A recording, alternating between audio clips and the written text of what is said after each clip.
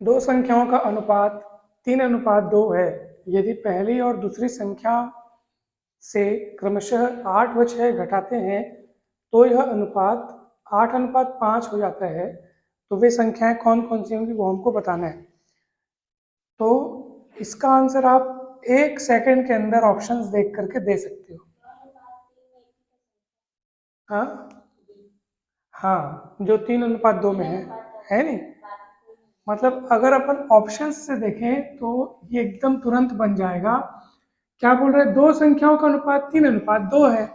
मतलब जो संख्याएं हैं उनमें 3:2 का अनुपात होना चाहिए। फिर उनमें से कुछ घटाया जा रहा है और वो अनुपात बदल कर 8:5 हो जा रहा है।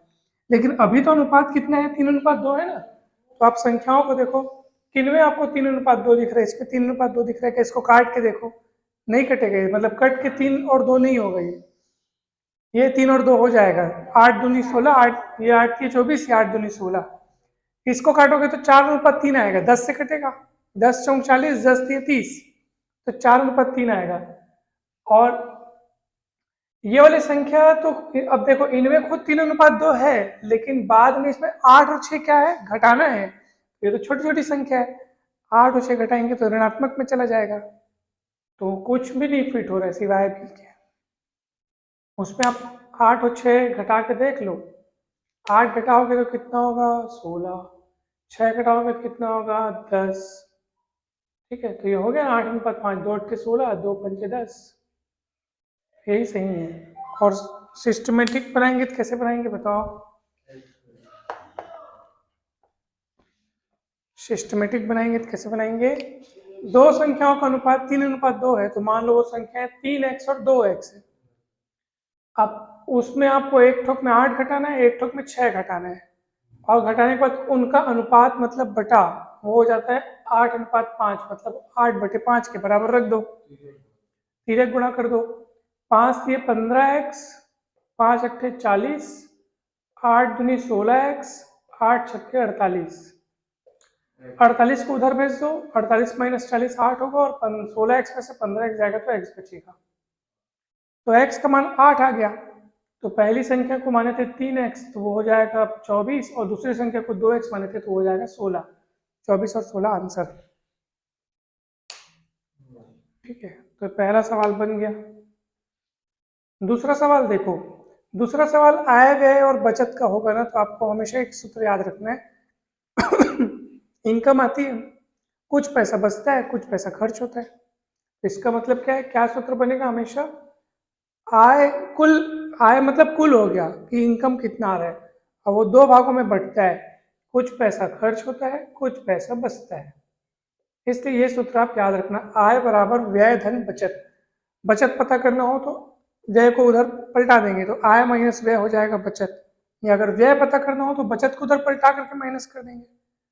तो एक समीकरण याद करोगे तो ट्रांसफर कर करके दूसरे दोनों आप तैयार कर सकते हो। अब आय का अनुपात दिया है, कितना दिया आय का अनुपात, 7:5 है। तो पहले की आय 7x मान लो, दूसरे की आय 5x मान लो, है ना भाई, x करके मान लिए। यदि वे क्रमशः 1700 और 1100 की बचत करते हैं, ठीक है। कहाँ, अच्छा, संगत व्ययों का अनुपात 9:7 है। ठीक है, व्यय यानी कि खर्च। तो सुनो, ध्यान से सुनना, ये किसकी आय है, ये पहले व्यक्ति की आय, ये दूसरे व्यक्ति की आय। अब ये इसकी आय हो गई, पहले व्यक्ति की आय, और ये बचत कितने की करता है, 1700 की।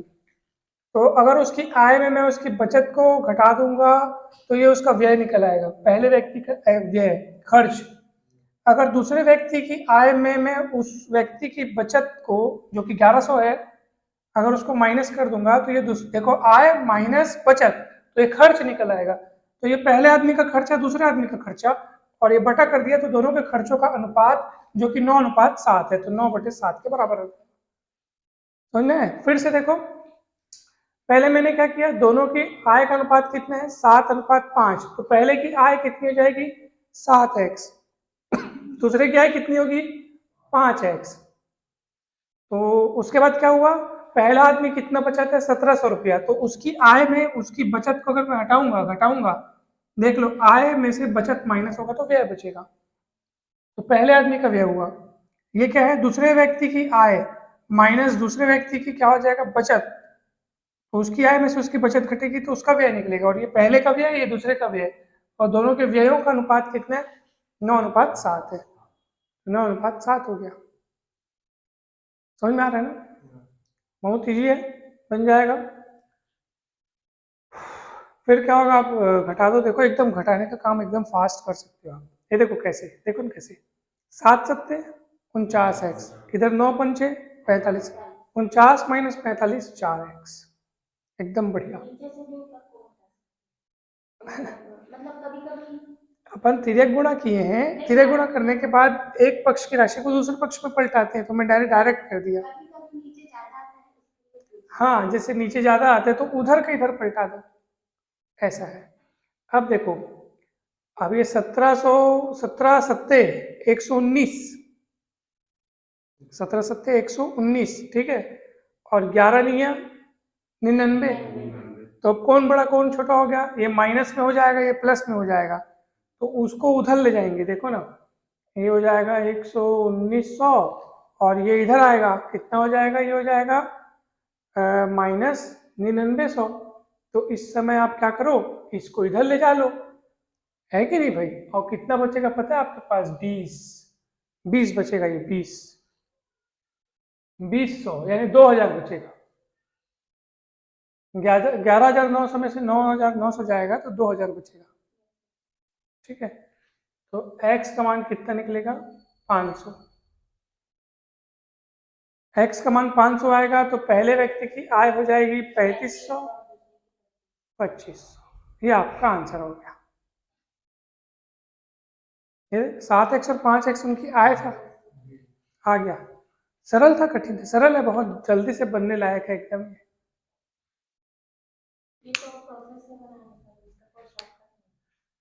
इसका शॉर्टकट देखते हैं, इसका शॉर्टकट होना चाहिए। Good morning.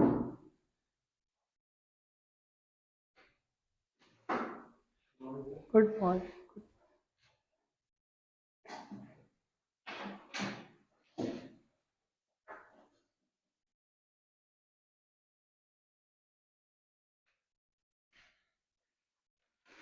तीसरा सवाल में क्या बोल रहे हैं, ध्यान से देखेंगे आप लोग तो आपको बहुत अच्छे से समझ में आएगा। पहला मतलब दूसरा सवाल और तीसरा सवाल में फर्क क्या है, देखो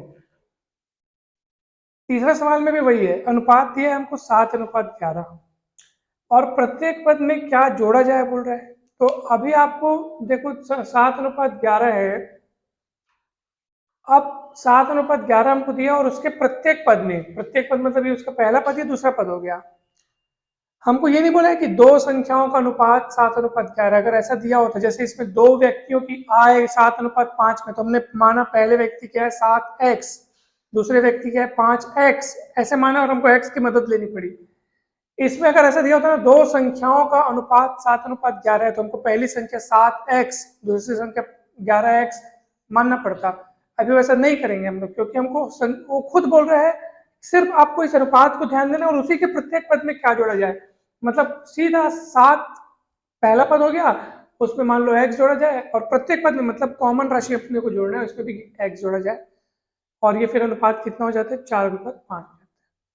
मतलब इन्हीं दोनों में, इन्हीं दोनों अनुपात के, इन्हीं दोनों पदों में हमको कुछ राशि जोड़नी है, और वो राशि जोड़ने पर वो अनुपात क्या हो जाता है, 4:5 हो जाता है। जबकि पहले वाले सवाल में भी अनुपात दिया था, लेकिन हमने डायरेक्ट नहीं जोड़ा, हमने क्या किया, उसको पहले आय का अनुपात था ना, तो पहले की आय 7x माना, दूसरे की आय 5x माना। यहाँ पे आपको x नहीं मानना है, वो तो अनुपातिक पदों में ही अपने को काम करना है, बोल रहे ना प्रत्येक पद में क्या जोड़ा जाए, तो डायरेक्ट इन पदों में ही हमको जोड़ देना है, ठीक है ना। ऐसे ही सवाल और किस रूप का हो सकता है, ऐसा हो सकता है कि 7/4 कोई भिन्न है, और इसके अंश और हर में क्या जोड़ा जाए कि ये भिन्न 9/5, कुछ भी ऐसा हो जाए, उस समय भी हमको क्या करना है, अब ये भिन्न है, मान लो इसमें x जोड़े, तो भिन्न में भी आपको के मानने की जरूरत नहीं है, जो बोल रहा है बस आपको उसको जोड़ना है। तो कितना होगा बताओ भला, तो देखो 7×5 = 35, और 11 चौक कितना हो जाएगा, 44, तो 9 बचेगा, तो 9 किस तरफ बचेगा, ये 35 और ये 44 इधर हो रहा है, इधर ज्यादा है, तो 9 इधर बचाना आप लोग। 5x 4x, उधर ज़्यादा हो रहा है तो x उधर एक सिंगल बचेगा, x का मान 9 आ गया। तो क्या जोड़ा जाए? 9 जोड़ा जाए। समझ में आया ना भाई? तो इसका ना देखो शॉर्टकट ट्रिक क्या है, देखो पहले अनुपात कितना है? 7:11 है। अब क्या जोड़ा जाए? तो मान लो x जोड़ा जाए, दोनों में 7 और 11 में x जोड़ा जाए तो अनुपात कितना हो जाता है? 4:5 हो जाता है। तो इसका शॉर्टकट तरीका क्या है? आप इसको तिर्यक गुणा कर दो, 7 पंचे 35, 11 चौक 44, सुनो ना ऐसे, और ये दोनों का अंतर 4 में 5 गया कितना? -1। तो -9/-1 मतलब 9। तिर्यक गुणा इन दोनों का अंतर, ऐसे शॉर्टकट ट्रिक है। तो यही है शॉर्टकट ट्रिक का नाम, मतलब वही प्रोसेस को अपने को शॉर्ट में करना है, चीज वही है, इसलिए आप इसको याद रखो। सबसे बढ़िया नहीं समझ में आया क्या? आ गया, बहुत बढ़िया। सरल सरल सवाल थे, जल्दी जल्दी बन गए।